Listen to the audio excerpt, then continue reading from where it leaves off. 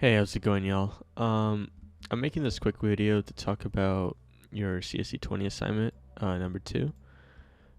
You're going to be creating a magical creature parent class and a bunch of subclasses to it. So you're going to see a lot of the keyword extends magical creature. So the total amount of classes you'll be making is around, I think it's 5. So being the magical creature, the dragon, the elf, the goblin, and the genie. So basically what this program will be doing is these creatures are going to have a quote-unquote war. So first you'll start off by writing your writing a method for that war, of course, which is just going to be called war, as shown right here. So basically in this method, what you're going to do is the creatures are going to fight each other, and some creatures can kill other creatures, some cannot, and some cannot even be killed. And there's a lot of little things that go into that. And also there's some rules that apply to it too, like dragons cannot be killed, a young dragon that is under 40 years old cannot kill, elves and goblins cannot kill, elves can have a shield, those with a shield cannot be killed. This we could kind of disregard because in the TXT there's no way we could even put a shield in there, so I don't know. We just can't do anything with that, really. Same thing for the genies that have wands. We can't really set them to have a wand in this programming assignment. And creatures cannot kill themselves either. We're gonna assume that that's themselves, not other creatures of that type. Okay, so let's start off with the magical creature class. We could call it the super class in this instant. So of course it's gonna have a constructor that will have a which will have parameters being the name, type, color, and a integer for the age. And also we're gonna have some getters and setters for these, and then looks like we also have another field value that is alive, but we don't have to include that in our constructor. So yeah, just getters, setters, and then we have 3 more methods. So the first method is kill. Basically all this method will do is just print I do not have the license to kill.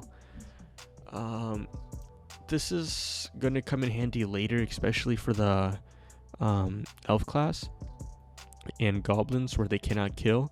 We don't even have to write a method because it will just come back to this and just print I do not have a license to kill. Then there's the void die method. Basically all it does is just sets the boolean alive field value to false, meaning the creature has died. And then the toString just simply prints out its name, color, type, age. Alright, seems pretty straightforward. Let's take a look at that magic creature class. So it's just a basic class with some field values for the attributes of the creature. In its regular constructor. I have written a default constructor, but you do not really need this, to be honest. I just did it, just why not?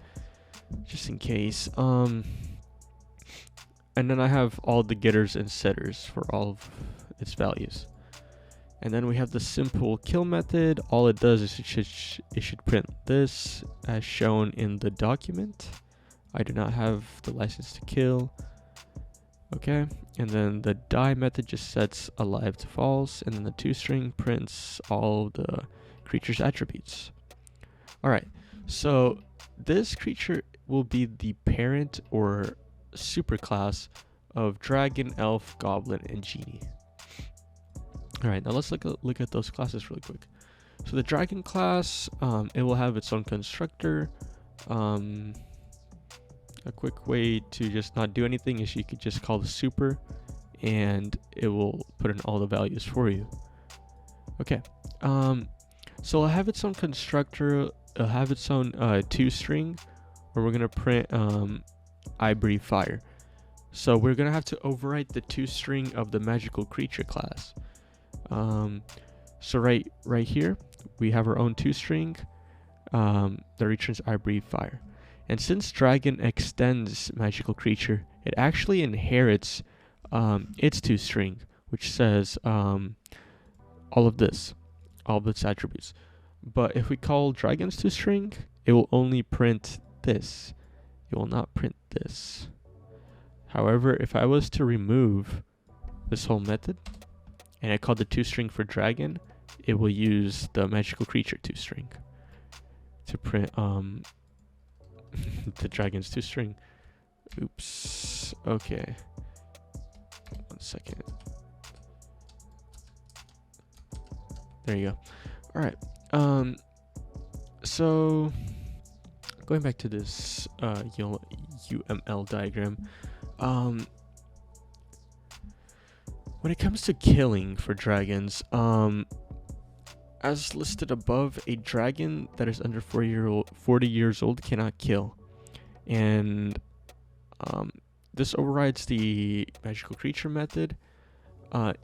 And also, if a dragon's under 40 years, it cannot kill. So we're gonna have to do an if and else statement. If the dragon is under 40 years old, then it will print I am too young to kill.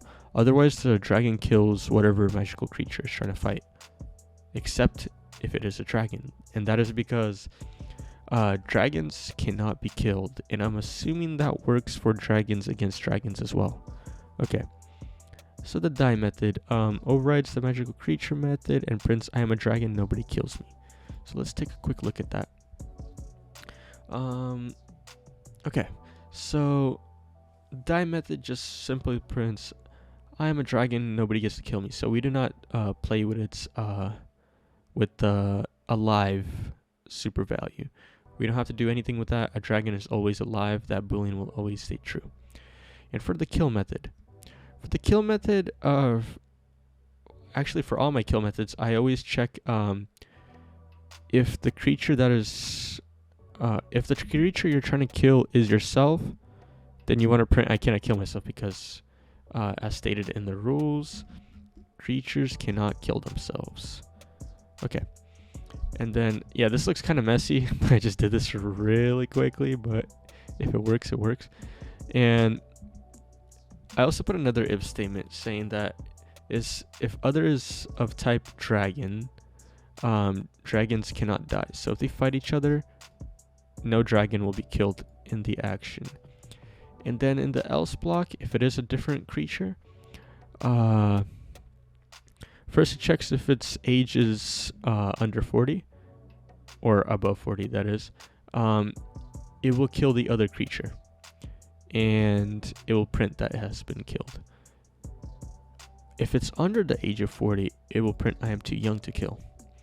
And that's just basically the dragon method. Okay. I can't really show all these other ones. I will show maybe elf or goblin, because they're kind of unique, or elf and genie, that is, sorry.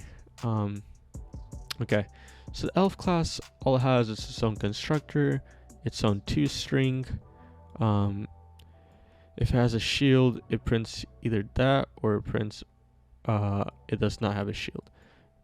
So basically it's I eat leaves, I have a shield, or if it doesn't have a shield, it prints I do not have a shield for its toString. And then there's a method to set if it has a shield or not. Basically, there will be a field value that will be a boolean that will be called shield, and you can set it here.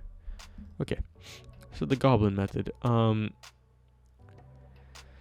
Of course, it'll have its own constructor, and it'll have a toString. It says I kill elves if they do not have shield. And then the genie, of course, has its own constructor. It has its own toString, kind of like the elves, except you shouldn't put shield here. You should put a wand. And then it has its set wand and get wand, which it's just getters and setters for the wand field value. And it also has a kill method as well.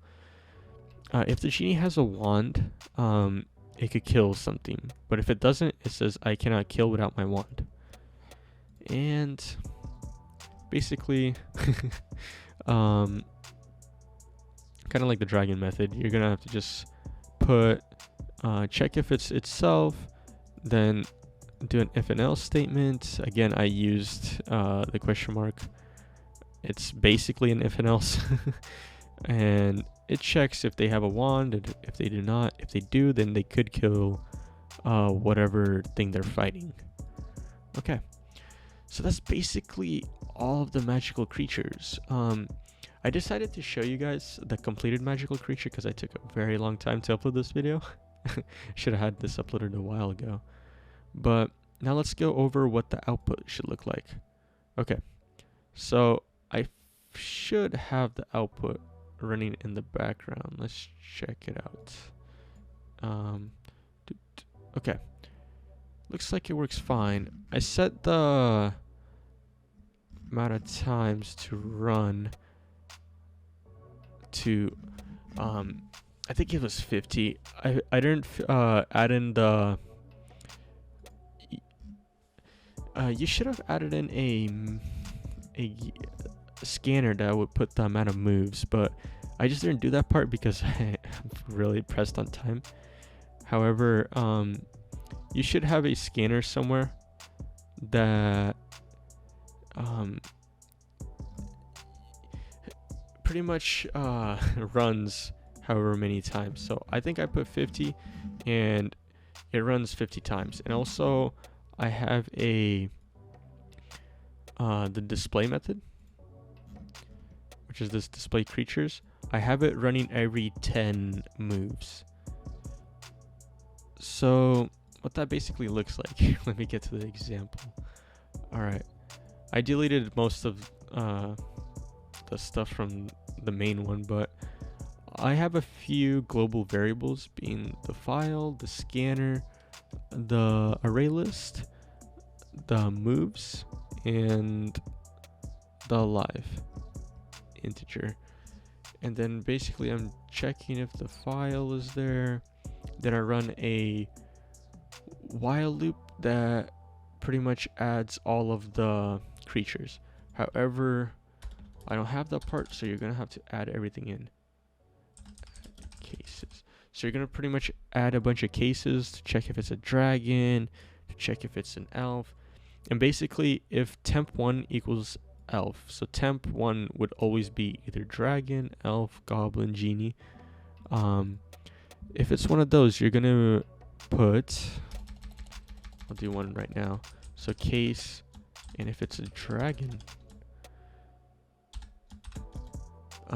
we could simply go like this. So we could put this, and then we change magical creature to dragon. And then don't forget to add your break here. And you're gonna have to do this for all the types.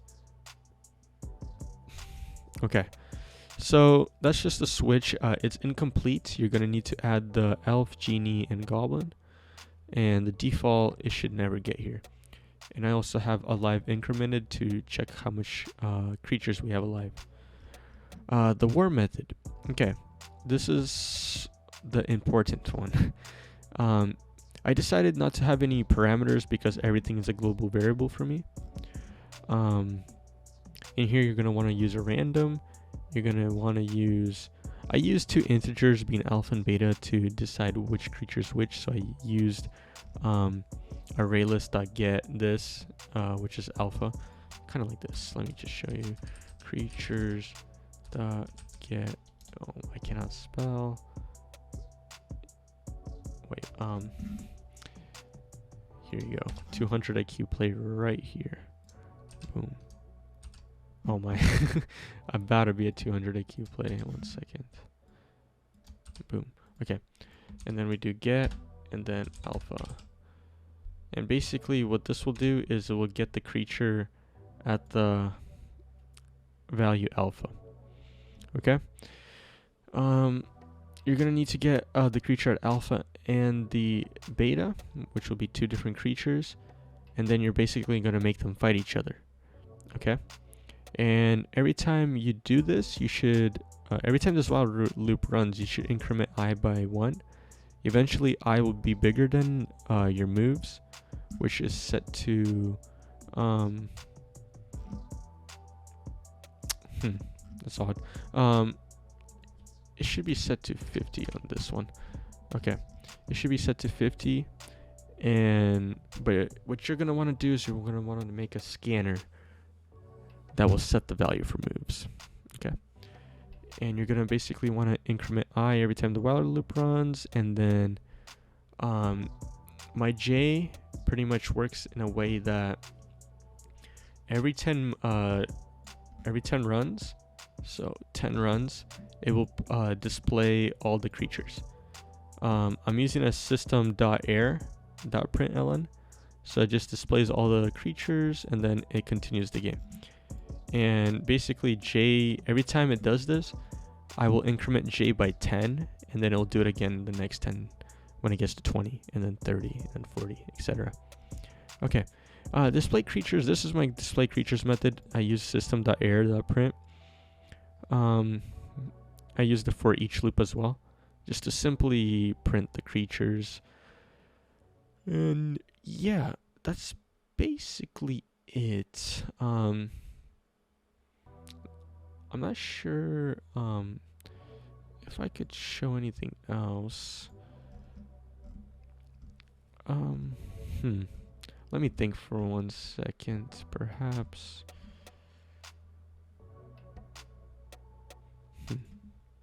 1 second, y'all. Let me just quickly check.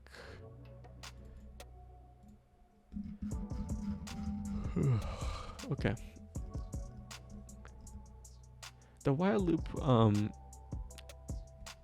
pretty much, you're gonna need to put in a lot of if and else statements in this while loop. I used a lot of these,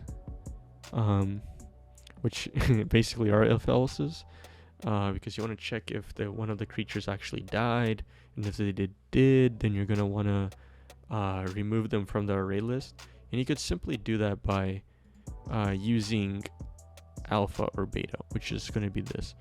So let's just say creature alpha does die, and you already have the boolean for it. You could just simply go creatures dot remove alpha. Okay, and yeah, I think that's basically it for the magical creatures. I showed you guys a lot of the code, but I feel like that's not as important as the war class and stuff like that.